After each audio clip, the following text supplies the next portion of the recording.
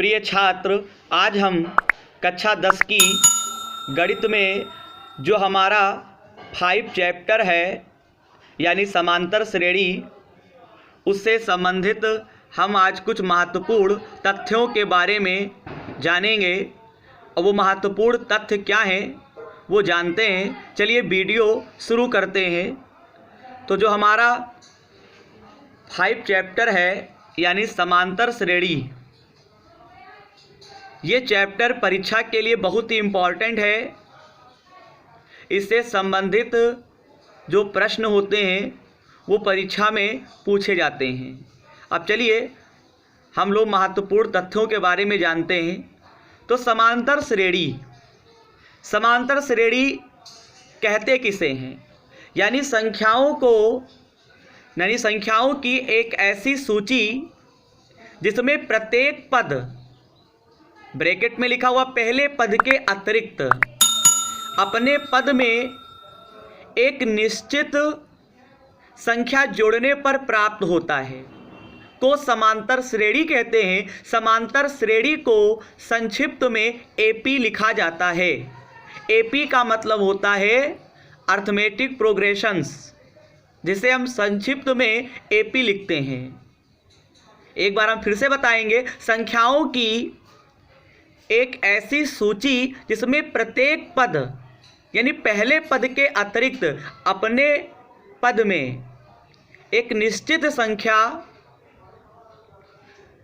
जोड़ने पर प्राप्त होता है, यानी अगले पद में एक निश्चित संख्या जोड़ने पर जो प्राप्त होता है को समांतर श्रेणी कहते हैं। समांतर श्रेणी को संक्षिप्त में एपी लिखा जाता है।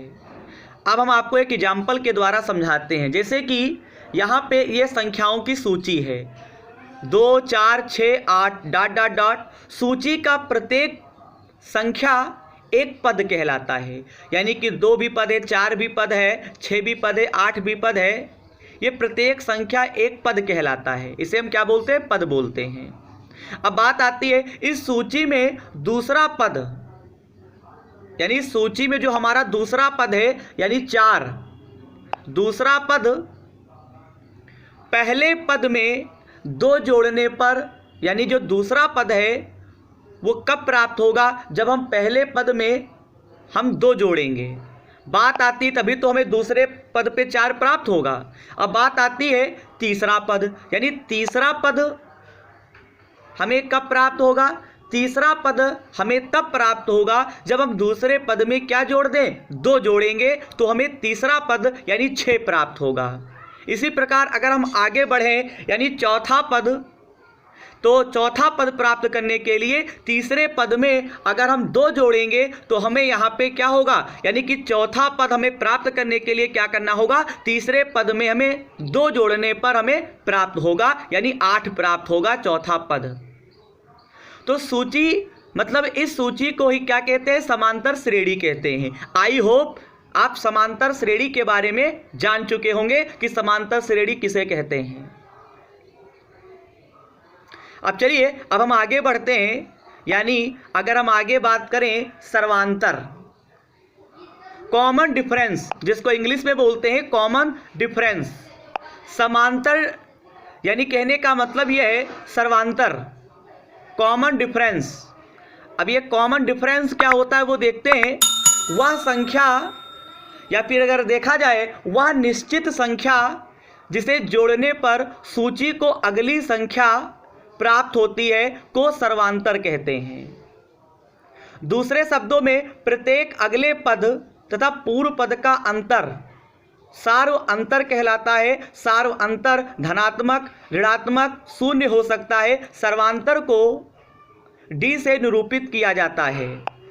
यानी कहने का मतलब यह है कि जो प्रत्येक पद और पूर्व पद यानी पहला पद और अगले पद का जो अंतर होता है उसे हम क्या बोलते हैं? सार्व अंतर बोलते हैं। जैसे कि हम आपको एक एग्जाम्पल के द्वारा समझाते हैं। स्क्रीन पर देखिएगा।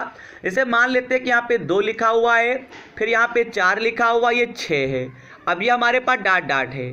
तो यहाँ पे जो सर्वांतर अगर बात करें तो यहाँ पे आपका जो अगला यानी कि 4 है, 4 में से अगर हम 2 को घटाते हैं तो हमें कितना प्राप्त होगा? 2 प्राप्त होगा। यानी कहने का मतलब ये है जब हमने घटाया है यहाँ पे 2 4 6 जो इस प्रकार से श्रेणी थी तो उसमें हमने घटाया वो 4 में से 2 को, तो हमें डी का मान 2 प्राप्त हुआ। तो यानी कहने का मतलब है कि अगले पद तथा पूर्व पद का जो अंतर, यानी जो अंतर आया है 2, इसी को हम क्या बोलेंगे, सार्व अंतर बोलेंगे। और यहाँ पे ये भी लिखा हुआ है कि सार्वंतर जो है धनात्मक, ऋणात्मक या शून्य कुछ भी हो सकता है, और सार्वंतर को हम डी से निरूपित करते हैं। आगे हम लोग देखेंगे प्रथम पद कि प्रथम पद किसे बोलते हैं, यानी फर्स्ट टर्म। तो देखिएगा इसे क्या जानेंगे, संख्या की सूची की प्रथम संख्या प्रथम पद कहलाती है। इसी तरह दूसरी संख्या दूसरा पद, तीसरी संख्या तीसरा पद, डॉट डॉट इसी प्रकार से बढ़ता जाएगा क्रम, वो कहलाएगा और कहलाता है। एक एग्जाम्पल हम आपको बताते हैं, जैसे मान लेते हैं कि हमारे पास ये 2, 4 और ये 6 इस प्रकार से श्रेणी की सूची है। तो यहाँ पे जो हमारा पहला वाला होगा इसे हम क्या बोलेंगे, प्रथम पद बोलेंगे। प्रथम पद को यहाँ पे हम ए से नोट करते हैं, यानी ए बराबर आपका 2 होगा। प्रथम पद को सदैव हम ए से लिखते हैं।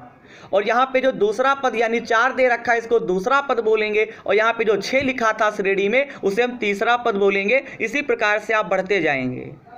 तो आई होप आप प्रथम पद के बारे में भी जान चुके होंगे। अब आगे देखिए, हम लोग बात करते हैं समांतर श्रेणी का व्यापक रूप, यानी general form of an AP. AP का मतलब तो आप जानते ही होंगे कि एपी को समांतर श्रेणी बोलते हैं, यानी अर्थमेटिक प्रोग्रेशंस। अब यहाँ पे व्यापक रूप क्या होता है, यानी कि यहाँ पे a, a plus D, a plus 2d, a plus 3d dot dot dot यदि एक सूची है तो इसे समांतर श्रेणी का व्यापक रूप कहा जाता है। जहाँ पहला पद a, सार्वंतर क्या है, d है। यानी कि श्रेणी के लिए व्यापक रूप जो यहाँ पे दे रखा है समांतर श्रेणी का, इसका हम जो उपयोग है वो सवाल हल करने में करते हैं। तो आप ये भी जान चुके होंगे। अब आगे बढ़ते हैं, यहाँ पे लिखा हुआ है परिमित समांतर श्रेणी, फिनाइट अर्थमेटिक प्रोग्रेशंस, यानी समांतर श्रेणी, यानी परिमित समांतर श्रेणी किसे कहते हैं, समांतर श्रेणी जिसमें पदों की संख्या परिमित हो, परिमित समांतर श्रेणी कहलाता है। बात को समझिए, जैसे मान लेते हैं कि यहाँ पे एक सूची दे रखी है, यानी 1 2 3 4 डॉट डॉट डॉट और आखिरी में आपका 10 लिखा हुआ है। तो यहाँ पे जो पदों की संख्या है वो क्या है, परिमित है, यानी कि यहाँ पे एक लिमिटेशन है कि 10 ही तक पद यहाँ पे दे रखे हैं।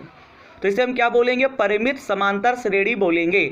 चलिए, अगर आप नहीं समझ पाओगे तो दूसरा एग्जाम्पल देखिए, 2 4 6 8 डॉट डॉट आखिरी में 20 लिखा हुआ है अंतिम में, यानी कि यहाँ पे भी पदों की जो संख्या है वो लिमिटेशन में दे रखी है, यानी कि 2 से लेकर 20 तक है। तो यहाँ पे 2 4 6 8 दे रखा है, फिर डॉट डॉट है, आखिरी में आपका 20 लिखा हुआ है। तो यहाँ पे अगर हम कहें तो पदों की संख्या अगर यहाँ पे परिमित है, यानी पदों की संख्या पे निश्चित है कि 2 से 20 तक होगा, तो इसे हम क्या बोलेंगे, परिमित समांतर श्रेणी बोलेंगे। परिमित समांतर श्रेणी में अंतिम पद जरूर होता है। तो आप ये भी जान चुके होंगे। अब चलिए आगे देखते हैं। आगे हमारा है समांतर श्रेणी का nवां पद। समांतर श्रेणी के nवें पद को an से निरूपित किया जाता है, याद रखिएगा। आगे देखिए, किसी समांतर श्रेणी का nवां पद, यानी इसका फार्मूला होता है an बराबर a प्लस ब्रैकेट में n-1 और ब्रैकेट के बाहर d, जहां n जो है पदों की संख्या है। यदि किसी समांतर श्रेणी का प्रथम पद a और सार्वंतर d हो तो an बराबर हम सूत्र लगाते हैं a प्लस, यानी an बराबर a प्लस n-1 और ब्रैकेट के बाहर d। an को समांतर श्रेणी यानी AP का प्रथम, यानी AP का व्यापक पद भी कहते हैं, यानी an को समांतर श्रेणी का व्यापक पद भी कहते हैं। इसे आप व्यापक पद भी कह सकते हैं। यदि किसी AP में m पद हैं तो am बराबर लिखेंगे।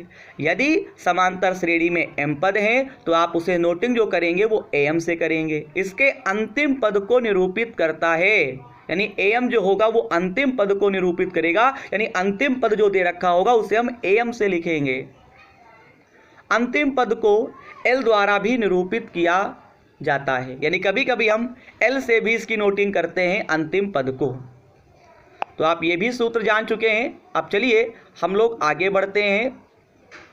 समांतर श्रेणी के प्रथम n पदों का योग, यानी जब हमें पदों का योग निकालना होगा तो पदों के योग को हम ऐसे लिखते हैं, यानी s बराबर सूत्र होता है n/2 ब्रैकेट में 2a प्लस ब्रैकेट में n-1 और बाहर आपका d है, जहां s का मतलब होता है समांतर श्रेणी के प्रथम n पदों का योग, a का मतलब होता है समांतर श्रेणी का प्रथम पद है समांतर से, और d का मतलब होता है समांतर श्रेणी का सार्वंतर यानी कॉमन डिफरेंस, तथा n का मतलब होता है समांतर श्रेणी के पदों की संख्या। तो आप ये भी जान चुके। अगला सूत्र देखिएगा, यहाँ पे अगर हम बात करें